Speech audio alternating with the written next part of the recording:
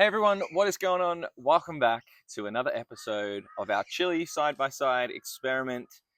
Today's the day the chilies are going in their final pots. The actual experiment itself officially starts today.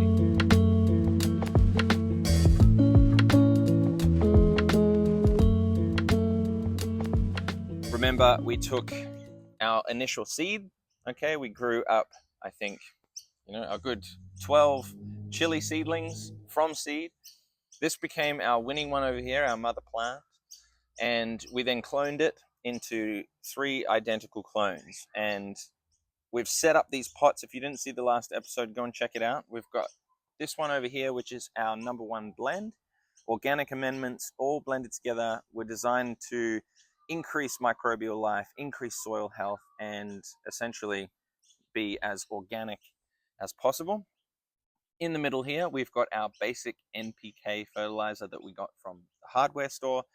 And over here is our control, so no fertilizer whatsoever. Remember, this is an all-purpose potting mix, the most basic one you can get.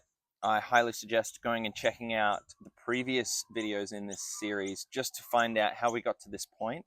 We're going to talk about the mother plant a little bit later. First of all, I want to run through a couple of things that I was seeing with these chili seedlings, first and foremost in these little pots.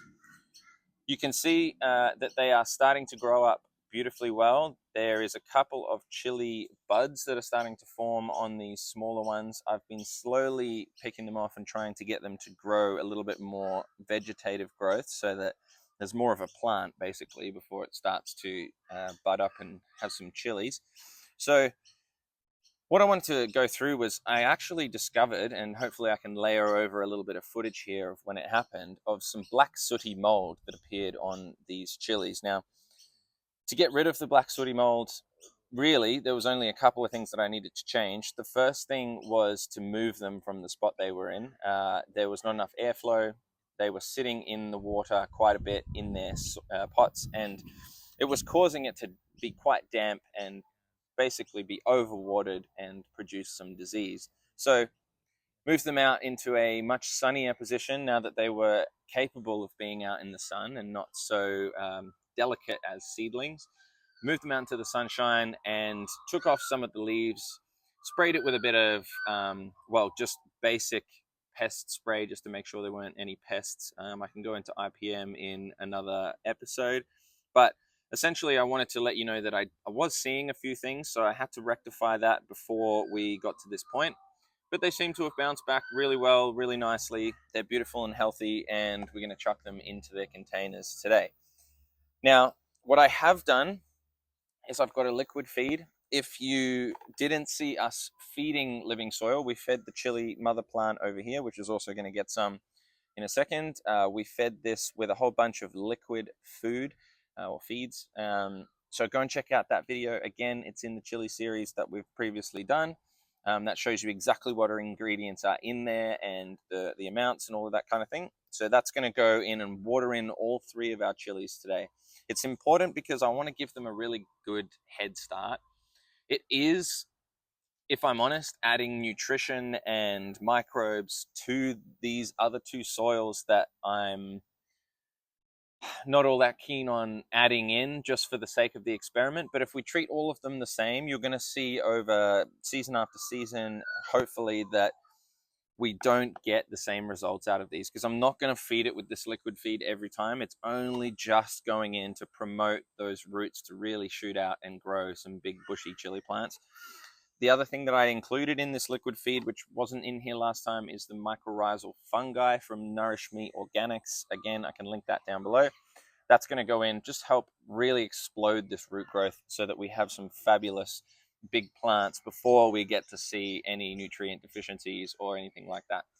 But today I'm just going to be popping them in, watering them in with a bit of feed, and then we'll discuss the mother plant and go from there. So let's jump in and start putting them together. All right, so first things first, we're going to plant this control one here. So let's, chicken's going nuts. Let's pull this apart. What I'm going to do is check it out, see if there's any soil life in here already. Excuse me, chookies. Nice and loud. You might not be able to pick that up on the microphone, but Yes, I'm starting to see a little bit of soil activity, whether that's coming from just being out of the bag and had some dormant life just come back, whether it's come in through the holes in the bottom of the pot, dropped in from birds, or any of the above. We're starting to see some soil life coming, even in this controlled one here. So I'm going to just make sure that this is going to fit nicely into the pot here. We don't want it buried too deep beneath the surface, but we'll have a little look. So that looks good. Let's have a little look at the roots too. I want to take this out, see if you can see. Awesome. That's starting to look really good. And wow, look, let's see if I can bring this up close. You can see some worms going on in the bottom there. There's some movement. There's some little worms. Now, that may possibly be because I've been sitting them on the garden beds with open bottoms, but that's what we want to see. We want to see some life in there. We want to see some worms, some living things starting to create a living soil. So don't be scared. Don't be scared of seeing it. But good root ball. It's not fully root bound yet, which means we've caught it at the right time. Okay. Remember, often this is where you can dust some mycorrhizal fungi in, but as I said, it's in the liquid feed, so we're going to be able to do that nicely. Okay, just filling in around the edges here, pushing that soil back, tucking it in nice and firm, and bringing in the mulch back underneath. I'm going to try and angle it down slightly so that that angle can be fixed. Beautiful. You can't really see that well. Spin it around. There you go. All right, so same again. Okay, we've got a beautiful chili seedling. Let's have a look at the soil life, see if there's anything in here. Tiny, tiny, tiny things moving around. Yeah, there is a little bit of life, which is great. We don't want completely dead soil. Popping this in, give it a little twist, make sure it's nice and solid in there. Cool, good depth. Let's check this one out. Squeeze the pot. Push down and nice. So again, not too much. Just the perfect amount. No more worms on this one. No worms here. But you never know. Might be some in there. So let's pop it in. Nice tuck in with all the soil. Help it to standing upright. The chooks actually have pinched a bit of the leaves. They've been biting out chunks out of the leaves when I wasn't looking. So this is all part of the experiment. You've got to work with everything in the garden, okay? Birds and crows and bush turkeys and everything. They just want to get into your produce. Okay, last one. This is the one with our number one blend. Pop him up there. So let's have a look. Peel it back. Not disturbing the soil too much. Everything's got really nice moisture in here because of the recent rain that we've had here in Brisbane. It's got beautiful amounts of moisture, so we don't need too much of a watering in, just our liquid feed at the end. So give it a little shake, pop it up. Oh yeah, another gorgeous little worm, which you might not be able to see. So he's going in there.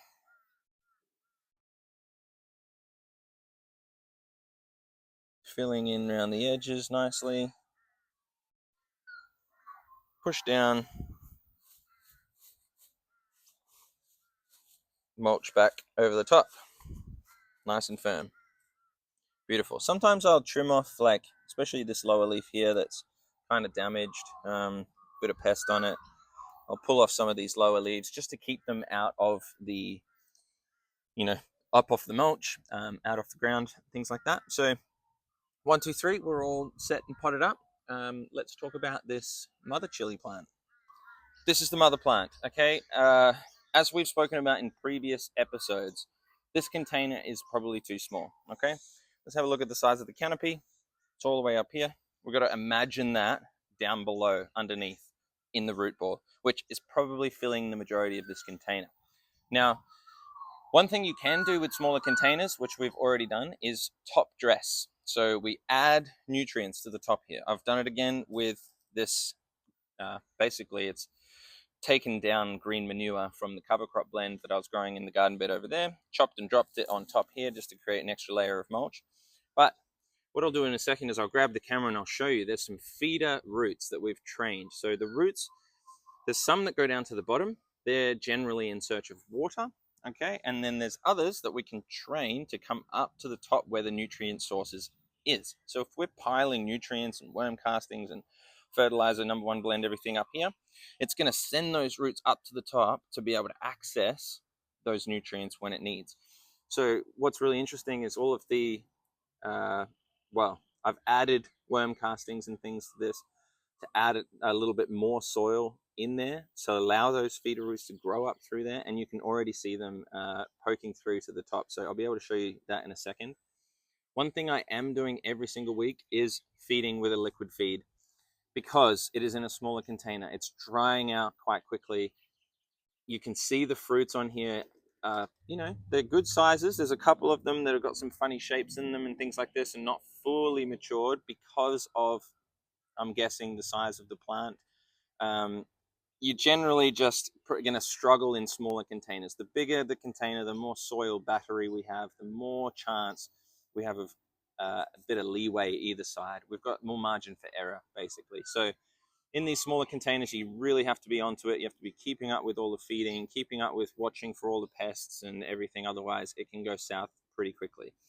So what I will do is, first and foremost, grab the camera. I'm going to show you the feeder roots, and then we're going to water in with all of this nutrient tea, essentially. It's just all of the ferments and the fish hydrolysate and things like that. And then we're done for today. We're just going to leave it out in the sun, let it grow, and I'll give you some updates coming up in the next couple of weeks. So yeah, let's get into it.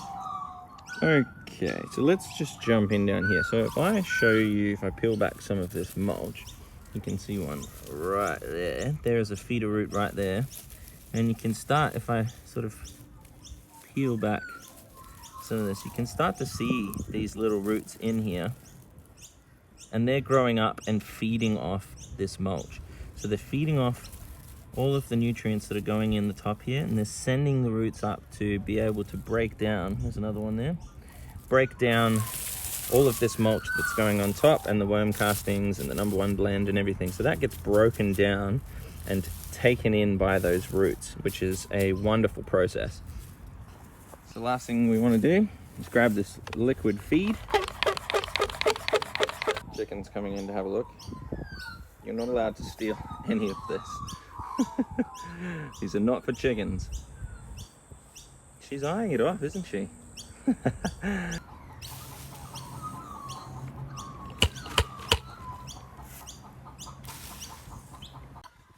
I tried to use the sprayer, but the sprayer is clogged, and if you know anything about gardening, that's probably happened to you before. So we're going to be pouring it in today because I'll go and clean the sprayer in a second. It's obviously had too much of those soap nuts in there. Sometimes they get the pieces in there if you've left. Sometimes I leave a soap nut in here just to add a little bit of soapiness to allow the moisture to stay in the soil, but I'm gonna have to pour it in today. So I've got roughly, well, I've done a little bit already, but I've got roughly 200 mils per plant. So I'm just gonna aim it right over the root system. Give everything a big nice dash of it through. Remember, I want to save 500 mil here. I'm saving for the mother plant. Last little bit.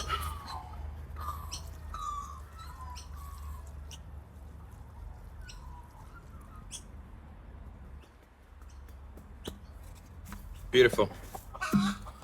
So I'll go and clean that in a second. There you go. Okay, made a bit of a mess, but here we have it. We've got 3 of our chilies side by side, finally in their final containers. So, comment. What do you think? What's going to happen? Comment down below. Which one is going to be your pick? I mean, ideally, we're going to go with the #1 blend. That's going to be the pick, but we'll see. So let us know your thoughts down in the comments. Let us know if you think we should try anything else, if you want to see some more comparisons, if you've got any kind of advice or tips or anything you want to add, please let us know. Otherwise, I'm going to get inside because it's so hot. So thanks very much for watching. We'll see you again real soon.